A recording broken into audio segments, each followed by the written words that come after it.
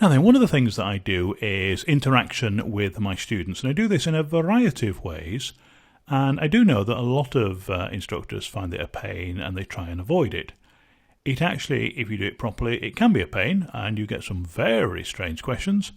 The secret, I suppose, is to keep a sort of sense of proportion about it, and occasionally a sense of humour.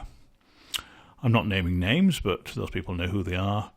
I encourage enormously people to interact with me, and I interact with people. So on my courses, for example, on the Amazon course, I will happily write people's descriptions and tags and things for them when they're selling stuff on Amazon. On my YouTube courses, I will look at their videos, and I spend a lot of time going through pointing out what they've done right or what they've done wrong or what they can improve.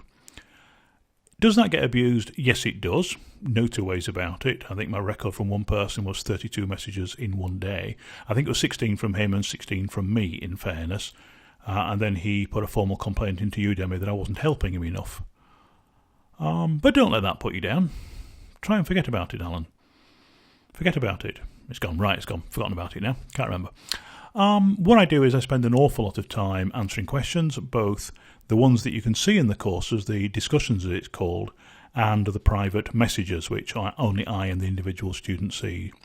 Now, the good side of the discussions, the good side of the private messages, is that somebody can send me their Amazon or their YouTube niche, for example, or even tell me about the photographs they can put on a site and ask for advice and so on for my photography course.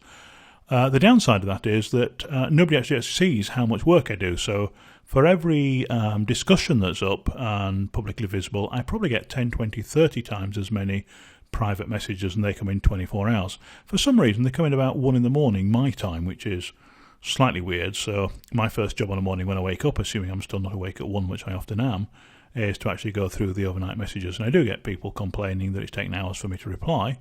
And the answer is yes, even I have to sleep occasionally. Now, don't let this put you off. The great thing about interacting with the students is that you actually get tons of feedback. And there's 2 types of feedback that I absolutely love.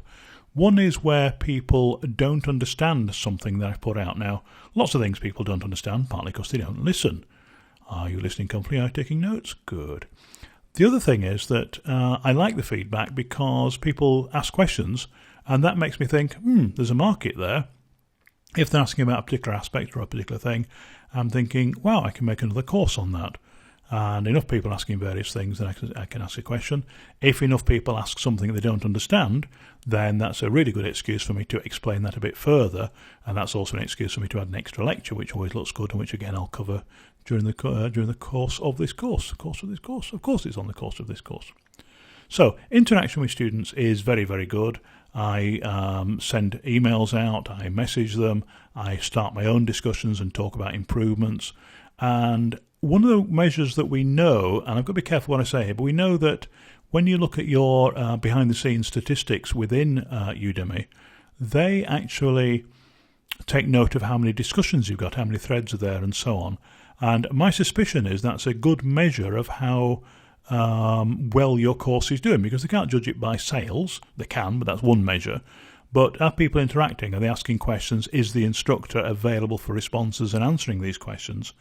Now, they show us those stats, so I rather suspect Udemy takes notice of those things. And I say this is purely, once again, my personal opinion, what I do. So I'm very happy to answer the questions from people because I think that helps my score, if you like, with Udemy, helps them promote my courses and so on. I'm very happy to help the students because that means that if there's something that's not understood, then I can obviously help them. And if lots of people don't understand it, I can add extra lectures or make things clearer. And also I get lots of ideas for courses and lectures and other things that I can do. So overall, that's a good thing. I think it also helps the students, above all, that they actually have got somebody to help. No matter how good we are as instructors, there are still things that people don't understand. Some people, yes, take it to extremes, and I have to say, sorry, that's outside the scope of this course. I'm terribly sorry.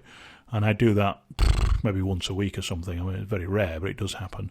But it's very easy to remember the strange people, not the ones that you help.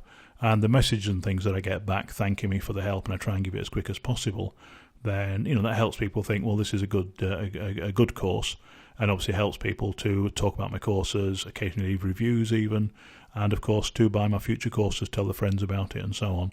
So interacting with your students, a lot of instructors don't want to do that. I think for all those reasons, it's a really good thing to do. I thoroughly recommend you do it.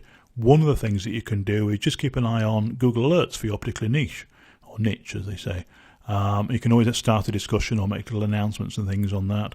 You can do 2 announcements a month to your students, talking about your other courses or promotions or offers. But I tend to keep it generally to the discussions, keep adding snippets of information and things. That has the other advantage, of course, that people who come to the course can see, there's a discussion a day or two ago. Some of the testing that Udemy does, students who haven't seen your course get a 5-minute preview. People can see those discussions and see there's active discussions there.